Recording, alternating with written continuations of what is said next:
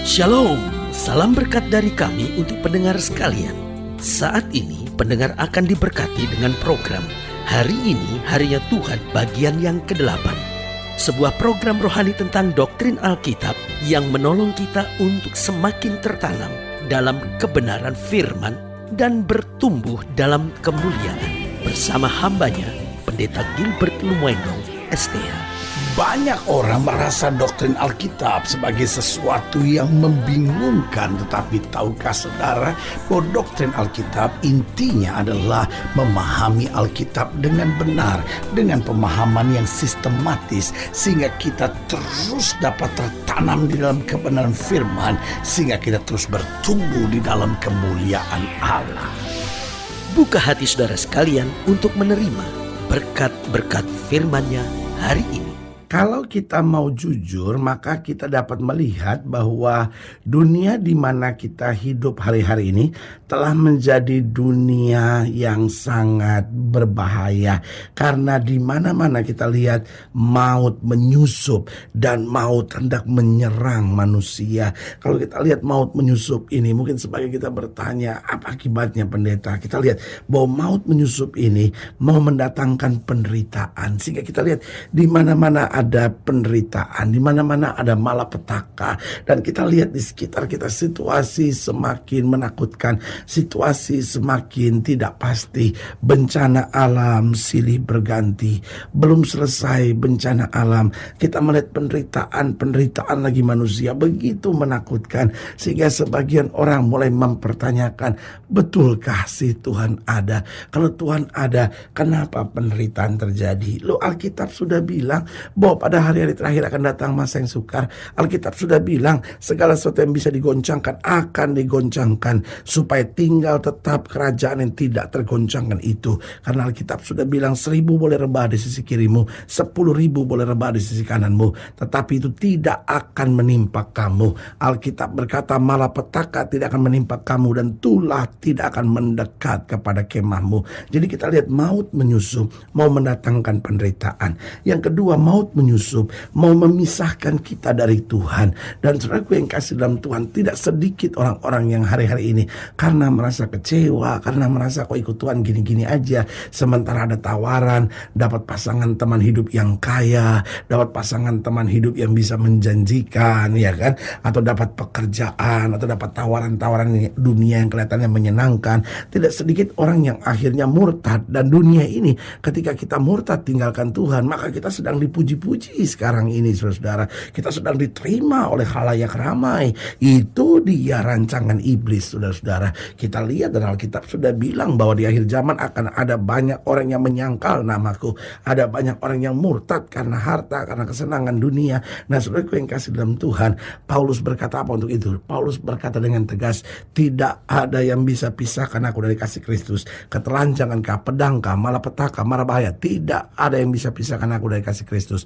Sebab jika Allah di pihak aku, tidak ada yang dapat melawan aku. Haleluya. Jadi maut menyerang mau mendatangkan penderitaan, maut menyerang mau memisahkan kita dari Tuhan. Yang ketiga, maut menyerang mau mendatangkan kehancuran, sehingga kita lihat di mana-mana kehancuran mulai datang bertubi-tubi. Kita lihat kehancuran dalam dunia orang muda misalnya, kita lihat kehancuran dalam keluarga misalnya, kita lihat kehancuran dalam moral karakter manusia. Di mana-mana kita lihat kehancuran, bahkan tidak sedikit perpecahan terjadi juga di dalam rumah Tuhan. Orang-orang percaya yang harusnya bersatu, orang-orang percaya yang harusnya kuat, hari-hari ini mulai hancur. Hamba Tuhan yang satu menyerang hamba Tuhan yang lain, pendeta yang satu sikat pendeta yang lain, gereja yang satu menghancurkan gereja yang lain. Saudaraku yang kasih dalam Tuhan, ini kita lihat segala sesuatu mulai terjadi di depan kita. Maut sedang menyusup, mendatangkan penderitaan, memisahkan kita dari kasih Tuhan, mau mendatangkan kehancuran, bahkan mau menuntun kita ke neraka. Saudaraku yang kasih dalam Tuhan, neraka tidak diciptakan Tuhan untuk manusia. Neraka diciptakan Tuhan untuk setan dan pengikut-pengikutnya. Tetapi bodohnya manusia, kita menjadi pengikut setan, sehingga olehnya kita dilemparkan ke neraka. Saudaraku yang kasih dalam Tuhan, ini saatnya setiap kita menyadari bahwa kalau hari-hari ini kita nggak dekat sama Tuhan, maut akan menyusup, mendatangkan penderitaan, memisahkan kita dari Tuhan, mendatangkan kehancuran, bahkan menuntun beruntun kita ke neraka. Tapi kalau kita berjalan dalam kebenaran bersama dengan Kristus, Alkitab berkata, makin hari kita makin kuat melihat Tuhan dan kemuliaan-Nya dinyatakan. Haleluya. Selamat datang dalam program kita hari ini, Harinya Tuhan. Sebuah program rohani yang kembali mengingatkan kepada kita betapa pentingnya kita menjadikan firman Tuhan sebagai dasar keseharian hidup kita. Karena selama kita menjadikan firman Tuhan sebagai dasar keseharian hidup kita, langkah-langkah ke depan kita penuh dengan kepastian, kemenangan, berkat mujizat dan perkara-perkara besar. Haleluya. Dan dalam program ini kita sedang membahas tentang maut menyusup. Nah, karena kita lihat situasi hari-hari ini, maut mulai menyusup sehingga kita bingung. Anak umur 13, 14 tahun sudah nonton blue film. Anak umur 13, 14 tahun sudah merokok. Bahkan anak umur 13, 14 tahun sudah coba narkoba. Saudara yang kasih dalam Tuhan, dunia makin menakutkan. Kita betul-betul harus sungguh dekat dengan Tuhan. Kalau tidak, maut akan menyusup dan menghancurkan segala sesuatunya. Nah, pembahasan kita dalam program tentang maut menyusup ini, kita mau sama-sama belajar dari Yeremia pasal 9. Yeremia pasal 9 ayat yang ke-17 sampai ayat yang ke-22. Yeremia pasal 9 ayat 17 sampai 22, demikian firman Tuhan. Yeremia 9 ayat 17 sampai 22. Perhatikanlah, panggillah perempuan-perempuan peratap supaya mereka datang, dan suruhlah orang kepada perempuan-perempuan yang bijaksana supaya mereka datang. Biarlah mereka bersegera dan meratap karena kita, supaya mata kita mencucurkan air mata dan kelopak mata kita melelehkan air. Sebab terdengar ratapan dari Sion, wahai binasalah kami sangat dipermalukan, sebab kami harus meninggalkan negeri ini, karena rumah-rumah kediaman kami dirobohkan orang. Maka dengarlah firman Tuhan, hai perempuan-perempuan, biarlah telingamu menerima firman dari mulutnya. Ajarkanlah ratapan kepada anak-anakmu perempuan, dan setiap perempuan nyanyian ratapan kepada temannya. Ayat 21, perhatikan baik. Maut telah menyusup ke jendela-jendela kita. Loh, saudaraku yang kasih dalam Tuhan, seharusnya Alkitab berkata dari Gunung Sion akan datang keselamatan. Tetapi justru yang terjadi di Gunung Sion itu terdengar ratapan. Alkitab menjelaskan kenapa. Karena maut telah menyusup ke jendela-jendela kita, masuk ke dalam istana-istana kita. Ia melenyapkan kanak-kanak dari jalan, pemuda-pemuda dari lapangan. Mayat-mayat manusia berhantaran seperti pupuk di ladang, seperti berkas gandum di belakang. Orang-orang yang menuai tanpa ada yang mengumpulkan. Kita lihat di sekitar kita, Alkitab berkata maut telah menyusup ke jendela-jendela kita, masuk ke dalam istana-istana kita. Lihat saudaraku yang kasih dalam Tuhan, negara-negara, para pejabat-pejabat, para pemerintah-pemerintah yang harusnya telah menjadi teladan, tetapi apa yang terjadi sekarang justru menghancurkan rakyatnya sendiri. Dikatakan ia melenyapkan anak-anak dari jalan. Kita lihat apa yang terjadi, anak-anak mulai diaborsi. Lalu dikatakan pemuda-pemuda dari lapangan, pemuda-pemuda yang harusnya bertanding, tapi sekarang apa? Sibuk dengan narkoba, sibuk dengan seks bebas. Mayat-mayat manusia berhantaran seperti pupuk di ladang. Orang saling membunuh, orang saling menghancurkan satu sama lainnya. Saudaraku yang kasih dalam Tuhan, bahkan selanjutnya dikatakan seperti berkas gandum di belakang orang-orang yang menuai tanpa ada yang mengumpulkan.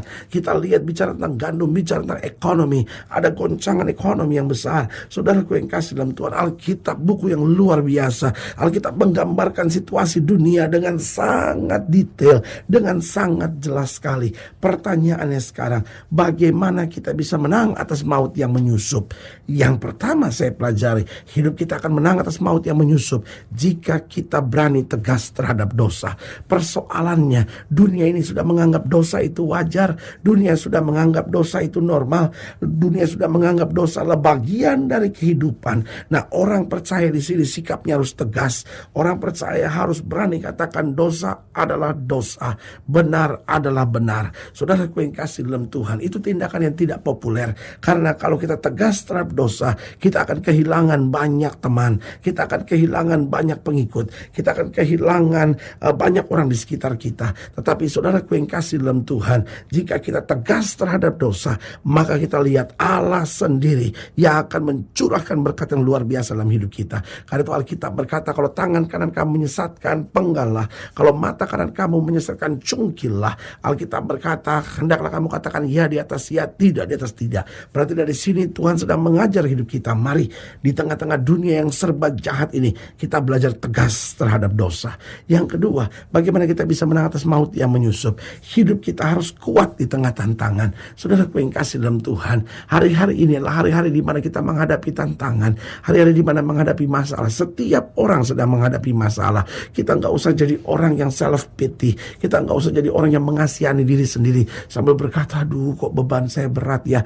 Pak, Bu, teman, orang-orang muda sekalian, hamba-hamba Tuhan, pelayan-pelayan Kristus yang disayang oleh Tuhan, sebagai hamba Allah, sebagai rekan dalam Tuhan, hanya ini yang saya mau ingatkan. Setiap orang hari-hari menghadapi tantangan. Oh, hamba-hamba Tuhan dengan gereja kecil ada tantangan. Oh, para penginjil, para pemberita Injil di mana-mana, guru-guru Injil, engkau menghadapi tantangan. Tapi saya mau beritahu, hamba-hamba Tuhan besar, pendeta-pendeta gereja besar juga menghadapi tantangan. Kita nggak usah kecil hati lalu berkata, ya kita hamba Tuhan kampung, pendeta biasa, makanya banyak masalah. Enggak, ini saatnya kita harus tegar dan berkata, terima kasih Tuhan, saya menghadapi tantangan, tapi saya bersama Kristus akan melihat perkara-perkara yang dahsyat.